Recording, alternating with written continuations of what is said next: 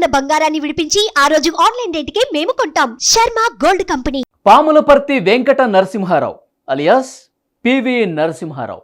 PV మన తెలుగువారి TV. ఆయన భారతదేశానికి 9వ ప్రధానమంత్రి.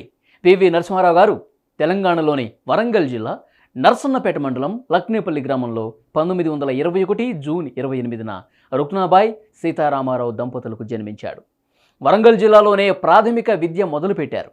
తర్వాత ఉమ్మడి కరీంనగర్ జిల్లా భీమదేవరపల్లి మండలం వంగర గ్రామానికి చెందిన పాములపర్తి రంగారావు రుక్మిణమ్మలు అతని దత్తత తీసుకోవడంతో అప్పటి నుండి పాములపర్తి వెంకట నరసింహారావు అయ్యాడు. 1938లోనే హైదరాబాద్ రాష్ట్ర కాంగ్రెస్లో చేరి నిజాం ప్రభుత్వ విధానాలని ధిక్కరిస్తూ వందే మాతరం గేయాన్ని కూడా పాడారు. దీంతో తాను చదువుకుంటున్న ఉస్మానియా విశ్వవిద్యాలయం నుండి అతను బహిష్కరించారు కూడా. దాంతో ఓ మిత్రుడి సాయంతో నాగ్పూర్ విశ్వవిద్యాలయంలో చేరి నాగ్పూర్లో ఆ మిత్రుడి ఇంట్లోనే ఉంటూ 1940 నుండి 44 వరకు ఎల్ఎల్బి చదివారు పివి నరసింహారావు. స్వామి రామానంద తీర్థ బూరుగుల రామకృష్ణారావుల అనుచరుడిగా స్వాతంత్రోద్యమంలోనూ హైదరాబాద్ విముక్తి పోరాటంలోనూ పాల్గొన్నారు. బూర్గుల శిష్యుడిగా కాంగ్రెస్ పార్టీలో చేరి అప్పటి యువ కాంగ్రెస్ నాయకులు మర్రి చెన్నారెడ్డి, శంకర్రావు చవాన్, వీరేంద్ర పాటిళ్లతో కలిసి పనిచేశారు. 1951లో అఖిల భారత కాంగ్రెస్ కమిటీలో సభ్యుడిగా స్థానం పొందారు. నరసింహారావు తన రాజకీయ జీవితాన్ని ఒక జర్నలిస్టుగా ప్రారంభించి కాకతీయ పత్రికను నడిపి అందులో జయ అనే మారుపేరుతో 1950 ప్రాంతాల్లో రాసేవారు కూడా. 1957లో మంథని నియోజకవర్గం నుండి శాసనసభకు ఎన్నిక కావడం ద్వారా పివి ఆంధ్రప్రదేశ్ రాష్ట్ర స్థాయి పదవి రాజకీయాల్లోకి అడుగుపెట్టారు. ఇదే నియోజకవర్గం నుండి వరుసగా 4 సార్లు శాసనసభ్యునిగా ఎన్నికయ్యారు పివి. ఇక 1962లో మొదటిసారి మంత్రి అయ్యారు. 1962 నుండి 1964 వరకు న్యాయ సమాచార శాఖ మంత్రిగాను, 1964 నుండి 67 వరకు న్యాయ దేవాదాయ శాఖ మంత్రిగా, 1967లో వైద్య ఆరోగ్య శాఖ మంత్రిగా, 1968-71 కాలంలో న్యాయ సమాచార శాఖ మంత్రి పదవులు కూడా నిర్వహించారు.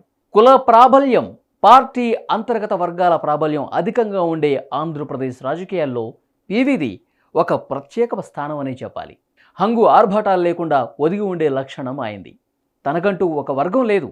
బ్రాహ్మణుడైనప్పటికీ ఆయనకు కులపరంగా బలమైన రాజకీయ స్థానం లేదు. పార్టీలో అత్యున్నత స్థాయిలో తనను అభిమానించే వ్యక్తులు కూడా లేరు. అయినప్పటికీ రాష్ట్ర రాజకీయాల్లో అత్యున్నత స్థాయికి ఎదిగాడు. ముఖ్యమంత్రి పదవిని ఆశిస్తున్న ఉద్దండులెందరో ఉండగా ఆ పదవి ఆయన్ని మాత్రమే వరించింది.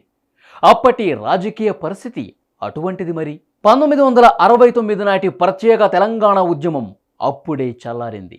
ముఖ్యమంత్రిని మార్చడం అనేది కాంగ్రెస్ పార్టీ ముందున్న తక్షణ సమస్య. తెలంగాణ ప్రజల ఉద్యమ నేతల మనోభావాలను దృష్టిలో ఉంచుకొని తెలంగాణ ప్రాంత నేతను ముఖ్యమంత్రిగా ఎంపిక చేయటం అనేది అనివార్యమైంది. ఆ సమయంలో తెలంగాణ ప్రాంతం నుండి ముఖ్యమంత్రి పదవి ఆశించేవారు తక్కువేమీ లేరు. వివాదాల జోలికి పోని అతని వ్యక్తిత్వం, పార్టీలోని ఏ గ్రూపుకు చెందని రాజకీయ నేపథ్యం ఆయనకు 1971 సెప్టెంబర్ 30న ముఖ్యమంత్రి పదవిని తెచ్చిపెట్టింది. ముఖ్యమంత్రిగా పివి పీఠం ఎక్కగానే పార్టీలో అసమ్మతి కూడా తలెత్తింది. ఈ విషయమై అధిష్టానంతో చర్చించేందుకు ఢిల్లీ, హైదరాబాదుల మధ్య తిరగటంతోటే టైమంతా సరిపోయేది. తాను ముఖ్యమంత్రిగా ఉండగా భూ సంస్కరణలను అమలుపరిచారు పివి. పట్టణ భూగరిష్ట పరిమితి చట్టం తీసుకొచ్చింది కూడా మన పివియే. 1972లో పివి ముఖ్యమంత్రిగా ఉన్నప్పుడు శాసనసభ ఎన్నికల్లో 70% వెనుకబడ్డ వారికి ఇచ్చి చరిత్రను కూడా సృష్టించాడు పివి నరసింహారావు.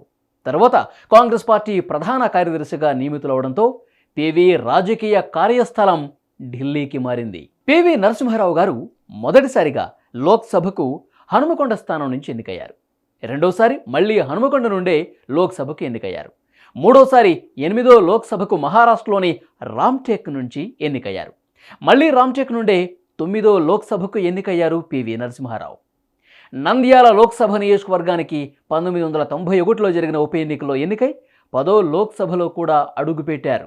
ఇక 1980-89 మధ్యకాలంలో కేంద్రంలో హోంశాఖ, విదేశీ వ్యవహారాల శాఖ, మానవ వనరుల అభివృద్ధి శాఖలను వివిధ సమయాల్లో నిర్వహించారు. 1983 అలీన దేశాల శిఖరాగ్ర సమావేశంలో స్పానిష్లో మాట్లాడి క్యూబా అధ్యక్షుడు ఫిడెల్ కాస్ట్రోను అబ్బురపరిచాడు కూడా. ఆయనకి ప్రధానమంత్రి పదవి అనుకోకుండా వరించింది. 1991 సార్వత్రిక ఎన్నికల్లో పోటీ చేయకుండా దాదాపుగా రాజకీయ సన్యాసం తీసుకున్నారు. ఆ సమయంలో రాజీవ్ గాంధీ హత్య కారణంగా కాంగ్రెస్ పార్టీకి నాయకుడు లేకుండా పోయాడు.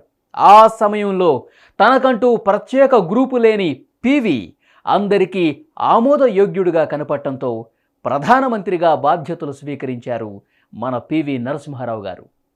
ఆంధ్రప్రదేశ్లోని నంద్యాల లోక్సభ నియోజకవర్గం నుండి గంగుల ప్రతాపరెడ్డిచే రాజీనామా చేయించి అక్కడి ఉప ఎన్నికలో గెలిచి పివి లోక్సభలో అడుగుపెట్టారు.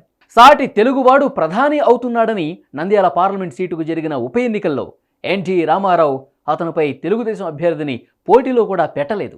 అయితే ప్రభుత్వానికి, కాంగ్రెస్ పార్టీకి అది చాలా క్లిష్ట సమయం. ప్రభుత్వానికి సంపూర్ణ మెజారిటీ లేని పరిస్థితి. సహజ సిద్ధంగా ఉన్న తెలివితేటలు, కేంద్రంలో వివిధ మంత్రిత్వ శాఖల్లో అతనుకున్న అపార అనుభవం ఈ క్లిష్ట సమయంలో తోడ్పడ్డాయి కూడా.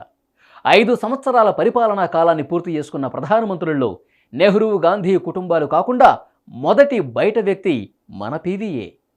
మైనారిటీ ప్రభుత్వానికి నేతృత్వం వహిస్తూ కూడా ఇది సాధించటం అతని రాజనీతికి, చాకచక్యానికి నిదర్శనం. అందుకే అతన్ని అపర చాణక్యుడు అంటారు. అందుకు అతను అనుసరించిన కొన్ని విధానాలు కూడా వివాదాస్పదమయ్యాయి.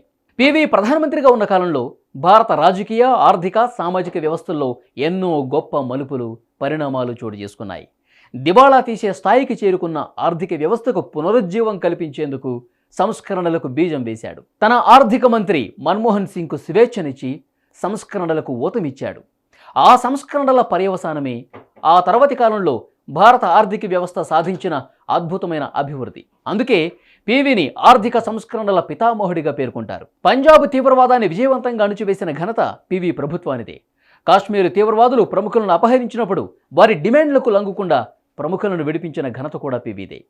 ఇజ్రాయెల్తో దౌత్య సంబంధాలు, తీవ్రవాదానికి పాకిస్తాన్ ఇస్తున్న ప్రోత్సాహాన్ని బయటపెట్టి ప్రపంచ దేశాల్లో చర్చకు పెట్టడం, ఆగ్నేయాసియా దేశాలతో సంబంధాలు పెంచుకోవటం, చైనా, ఇరాన్లతో సంబంధాలు పెంచుకోవటం వంటివి విదేశీ సంబంధాల్లో పివి ప్రభుత్వం సాధించిన అనేక విజయాల్లో కొన్ని. 1998లో వాజ్పేయి ప్రభుత్వం జరిపిన అణుపరీక్షల కార్యక్రమాన్ని మొదలుపెట్టింది పివి ప్రభుత్వమే.